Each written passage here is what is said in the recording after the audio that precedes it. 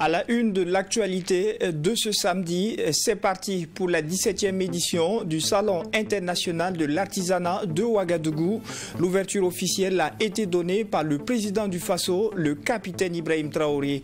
La biennale de l'artisanat connaît une forte mobilisation et une participation des professionnels et exposants venus d'une trentaine de pays avec comme invités spéciaux le Mali et le Niger. Nous serons également à la primature où le chef du gouvernement a accordé une audience aux membres du cadre de concertation des ONG et associations actives en éducation de base. La délégation est venue présenter la structure et décliner leur mission au Premier ministre, le docteur Apollinaire Kielem de Tambela. Enfin, nous parlerons du fonds de soutien patriotique. L'association des financiers VDP vivant aux États-Unis a répondu à l'appel du chef de l'État. 1 200 000 francs CFA, c'est le montant remis par cette diaspora au profit de l'effort de guerre, images et réactions dans ce journal. Voilà pour le sommaire. Bonjour et merci de nous suivre. Direction le CIAO pour l'actualité dédiée à cette 17e édition.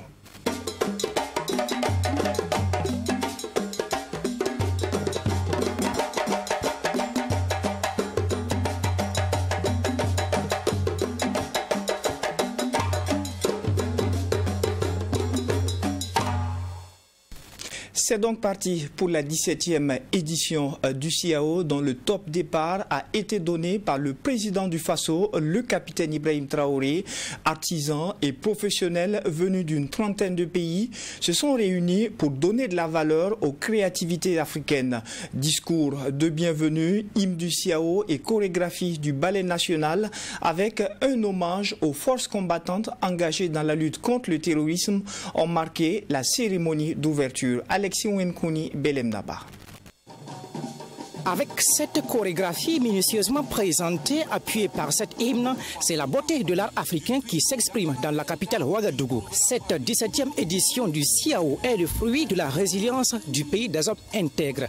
Avec cette 17e édition, le Faso a de nouveau réuni des délégations venues d'Afrique et d'ailleurs pour magnifier le talent, la créativité et le savoir-faire des artisans. Et c'est le chef de l'État, le capitaine Ibrahim Traoré, qui a présidé cette cérémonie d'ouverture. Malgré les défis rencontrés par ce secteur, le Faso s'engage et prouve aux yeux du monde que l'artisanat est un potentiel levier de développement économique. Le ministre du Commerce, en lisant le discours du président du Faso, a invité la jeunesse africaine à saisir cette opportunité pour concrétiser leurs projets et contribuer à la prospérité du continent africain. Nonobstant les défis importants auxquels il fait face, l'artisanat africain possède un avenir promoteur. Notre continent regorge de talents et de savoir-faire insoupçonnés et reconnus mondialement. Avec le soutien des pouvoirs publics, des partenaires et du secteur privé, les artisans africains seront de véritables créateurs et entrepreneurs dynamiques. Ainsi, l'artisanat jouera un rôle encore plus prépondérant dans le développement économique et social de notre continent. À vous, jeunesse dynamique et vaillante, vous représentez l'espoir de l'Afrique. Vous détenez le talent, la créativité et la détermination nécessaires pour faire de l'artisanat un puissant levier de développement socio-économique et culturel. Le CIAO offre une opportunité unique pour rencontrer des acheteurs potentiels, établir des partenariats et promouvoir vos produits. Deux pays invités spéciaux, membres de la Confédération de l'AES, le Mali et le Niger, ont répondu présents. Pour le président de l'Assemblée législative de transition, l'Afrique connaît une croissance rapide de sa population. Cette donne guide la volonté des pays, surtout de la Confédération de l'AES, par sa volonté de souveraineté dans tous ces secteurs de développement. La Confédération de l'AES, par notre volonté affichée et assumée de souveraineté politique et économique. Cela nous oblige à trouver les ressorts endogènes permettant d'offrir des opportunités économiques à cette vaillante jeunesse afin qu'elle soit le véritable fer de lance de notre développement et de notre souveraineté réelle. Aussi, l'entrepreneuriat dans un secteur productif comme celui de l'artisanat peut être un facteur clé de la transformation structurelle de notre économie au regard de son fort potentiel de création d'emplois. Le CIAO 2024, c'est plus de 30 pays qui sont attendus, 4000 exposants, 150 acheteurs et visiteurs professionnels durant les 10 jours. Cette 17e édition du CIAO, qui connaît plusieurs innovations, c'est plus de 350 000 visiteurs qui sont attendus avec une série d'activités inscrites au programme. Et juste après l'ouverture officielle, les artisans et professionnels de l'artisanat africain ont reçu dans l'après-midi la visite des ministres chargés de la culture de l'espace UEMOA. Après une visite des différents stands, dont celui de l'AES, les ministres ont exprimé leur satisfaction pour la tenue de cette 17e édition. Les ministres en charge de la culture de l'UEMOA, l'Union économique et monétaire ouest-africaine ont marqué leur présence à cette 17e édition du Salon international de l'artisanat de Ouagadougou. En visite ici sur le site du CIAO, après l'ouverture officielle, les ministres ont pu toucher du doigt les réalisations des différents exposants venus d'une trentaine de pays, dont ceux de l'espace économique de l'UEMOA. Nous n'avons pas résisté à l'envie de venir ici, regarder toute l'expression foisonnante artistique du Burkina Faso, mais également de l'ensemble des autres pays. Nous avons vu les pays invités, nous avons vu les débuts d'installation et tout cela augure d'un très bon salon. Tout était séduisant, vous pouvez vous habiller, vous avez des objets du quotidien, vous avez de l'ameublement, vous avez de l'alimentation. En tout cas, on a tout vu. Et je peux vous dire qu'ici à Ouagadougou, eh bien, moi j'ai retrouvé un petit carré de Lomé. Mes collègues ont chacun retrouvé soit un carré du Niger, un carré de la Côte d'Ivoire, un carré du Sénégal. Et c'est ça la beauté de l'intégration. De l'espace AES où exposent les artisans des pays membres de l'Alliance des États du Sahel, en passant par les stands dédiés à l'art vestimentaire et bien d'autres, les ministres de la culture de l'UEMOA repartent satisfaits de cette visite. On a vu beaucoup de belles choses et bien sûr de la culture à l'artisanat, il n'y a qu'un très petit pas à franchir.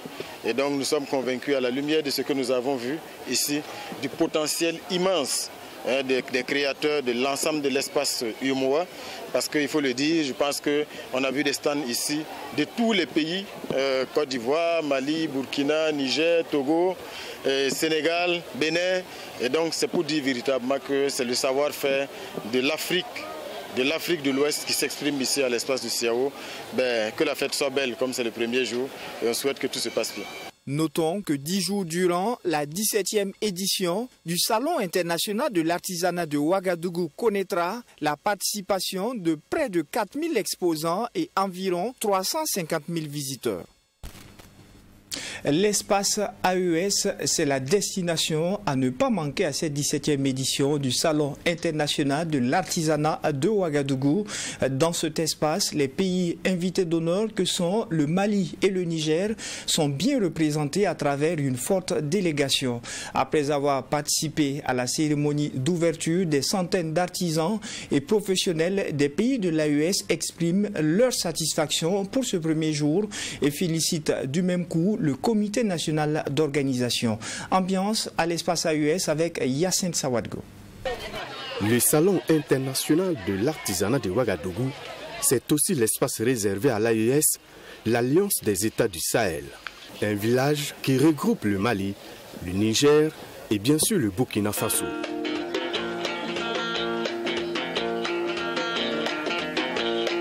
Quelques heures après l'ouverture, les exposants ont déjà pris place et chaque pays avec ses potentialités. Selon eux, le Salon international de l'artisanat de Ouagadougou est déjà à son comble et ils apprécient la tenue de cette 17e édition. L'engouement, il est là. Depuis hier quand même que nous avons installé. Je pense qu'on est arrivé à 6 h du matin. On a assisté à la cérémonie d'ouverture officielle. La visite du chef de l'État a commencé par nous, a commencé par cet espace. de convivialité, d'unité, de consolidation de nos relations et de nos relations consanguines, carrément, je peux le dire comme ça. C'est la dernière édition où on était, elle était pratiquement pareille, mais celle-là, vraiment, j'ai l'impression que c'est le premier jour que l'engouement est de mise. On est venu partager notre expérience avec nos frères du Burkina et du Niger. Et quand vous voyez le textile, vous allez voir entre ces deux pays, le Burkina et le Niger, se partagent ce textile. Et le Burkina a vraiment développé ce label de façon d'Anfani et que vous retrouvez aussi au Mali, avec les mêmes types, mais souvent avec l'ingéniosité des pays, ça qui y met ça touche. Donc nous sommes venus représenter le Mali, nous sommes venus vendre l'image du Mali et montrer au peuple du monde que l'image qu'on colle à l'espace de 3 frontières n'est qu'une image qui fait peur. Sinon, c'est des pays où font bon vivre. Le pays invité d'honneur à cette 17e édition est le Niger avec plus d'une centaine d'exposants. Cet espace spécial Alliance des États du Sahel est, selon l'ambassadeur de la culture du Niger, une vitrine qui permet un échange de connaissances entre les pays. Je pense que nous avons tout amené. Vous allez voir les tableaux, vous allez voir des produits, des transformations, parce que la femme chez nous, elle a vraiment pris sa place. Vous allez voir des femmes transformatrices qui nous ont transformé le lait de chamel en fromage, qui nous ont transformé même l'urine de chamel qui est un médicament, qui nous ont fait du savon. Aujourd'hui, nous sommes dans une dynamique où on n'a plus besoin de chercher du savon, j'avoue, en Inde ou en Chine ou quelque part. Si, c'est une chance, c'est une aubaine, c'est une fierté pour nous d'être au CIAO. Vous voyez de droite à gauche, vous voyez des pagnes façon d'Anfani qui constituent un pan important de notre culture. Et à droite, à gauche, vous avez les Bogolans, voilà, donc ils sont aussi un patrimoine important et qui est mis en lumière beaucoup dans ces derniers temps, qui est devenu quand même une marque. Et nous attendons, c'est que les participants puissent en tout cas pouvoir passer dans notre stand pour que nous puissions les présenter ce que le Burkina regorge comme patrimoine culturel et touristique. Le Salon international de l'artisanat de Ouagadougou, c'est aussi les visiteurs. C'est bien le premier jour, mais certains se sentent déjà dans la fête de l'artisanat. Cette édition 2024 du CIAO se tient du 25 octobre au 3 novembre. Plus de 350 000 visiteurs sont attendus pour cette fête de l'artisanat africain.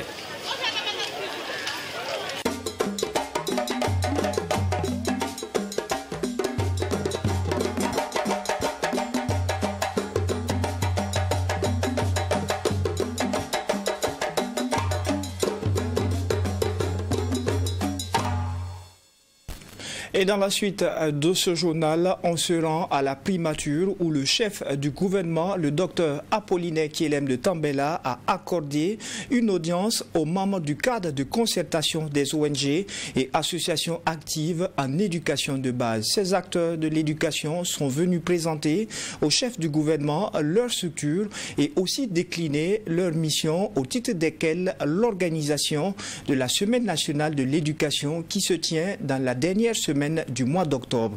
Le point avec Tobom Fabrice Tabiré. Les membres du cadre de concertation des organisations non gouvernementales et associations actives en éducation de base au Burkina Faso présentent ici leur structure au Premier ministre Dr Apollinaire Kielem de Tambela. Après avoir présenté leurs activités, ce fut aussi l'occasion pour les membres de la CCEB-BF de solliciter l'accompagnement du chef du gouvernement dans l'organisation de la Semaine nationale de l'éducation qui se tient dans la dernière semaine du mois d'octobre de chaque année. Le Premier ministre qui a salué l'initiative a également prodigué des conseils visant à orienter l'éducation vers la production, la transformation, explique Draman Hassan Sankara, le secrétaire exécutif du CCEB-BF. Le CCEB intervient dans l'ensemble du pays. Présentement, nous intervenons avec le PAIES, le projet d'amélioration de la situation des enfants en situation de handicap, dans 140 écoles, donc 100 au niveau du primaire et 40 au niveau du préscolaire. Et nous avons accompagné ces écoles dans la mise en place des plans d'amélioration scolaire, des activités génératives de revenus qu'on appelle la pisciculture, la saponification, le jardin scolaire. Par ailleurs, le cadre de concertation des organisations non gouvernementales et associations actives en éducation de base au Burkina Faso accompagne le ministère de l'Éducation de base au poste primaire et au secondaire dans 865 établissements avec l'appui de divers partenaires. Le CCEB-BF joue également un rôle de veille dans l'application de la politique nationale d'éducation, ajoute Draman Hassan Sankara. Le CCEB, son objectif, c'est de travailler à accompagner le ministère dans une éducation de qualité à travers la politique en matière d'éducation pour des questions pratiques. S'il y a une initiative qui est prise par le ministère, nous accompagnons le ministère sur le terrain pour voir est-ce que cette initiative est vraiment sur le terrain, est-ce que c'est fait sur le terrain. Et si ce n'est pas fait, nous venons interpeller le ministère. Vous avez dit telle chose, mais dans la pratique, dans telle localité, vraiment ce n'est pas ce qui est fait. Le cadre de concertation des organisations non gouvernementales et associations actives en éducation de base au Burkina Faso est organisé en conseil d'administration composé de 7 membres et d'un secrétariat de 11 autres membres. Il dispose également de 3 membres qui sont des relais dans les régions et les provinces. En religion, après avoir constaté ce qu'elle qualifie de déviation dangereuse dans le discours religieux depuis quelque temps, la Fédération des associations islamiques du Burkina, FAIB, a rompu le silence. La FAIB a condamné ces dérives amplifiées par les réseaux sociaux et a appelé à un changement suivant les valeurs de l'islam. Serge Bassolé. Au regard de l'émergence de certains discours religieux amplifiés par les réseaux sociaux, mettant en mal l'unité de la communauté et entraînant des divisions contraires aux principes islamiques, la Fédération des associations islamiques du Burkina, FAIB, après consultation de ses membres, était face aux hommes et femmes de médias. La Fédération des associations islamiques du Burkina, tout en s'offusquant, condamne ces discours religieux qu'elle qualifie de dérives négatives. Ces déviations menacent l'unité de la communauté et alimentent des divisions qui est fitna, incompatible avec les principes de notre foi. Le collège des oulémas et le présidium de la FAIB condamnent fermement cette dérive négative, amplifiée par les réseaux sociaux, qui va à l'encontre des valeurs morales fondamentales de l'islam. Respect, tolérance, appel à la sagesse et exhortation bienveillante. La FAIB invite tous les guides religieux à se départir de tels agissements qui sont prescrits par la foi islamique. Nous appelons donc tous les prédicateurs, imams et acteurs engagés dans le domaine de la dawa à promouvoir un discours exempt de violence, de haine et de sectarisme. La FAIB réaffirme que toute atteinte aux associations et aux personnalités islamiques ou à d'autres individus, qu'ils soient vivants ou décédés, par des insultes ou des atteintes à leur dignité, est strictement interdite. Toute récidive entraînera des poursuites. Toute récidive entraînera des poursuites, a déclaré le président du présidium de la FAIB. C'est pourquoi un comité de suivi et de vigilance a été mis en place afin de garantir le respect de ces principes. Le dit comité prendra des mesures également contre tout manquement.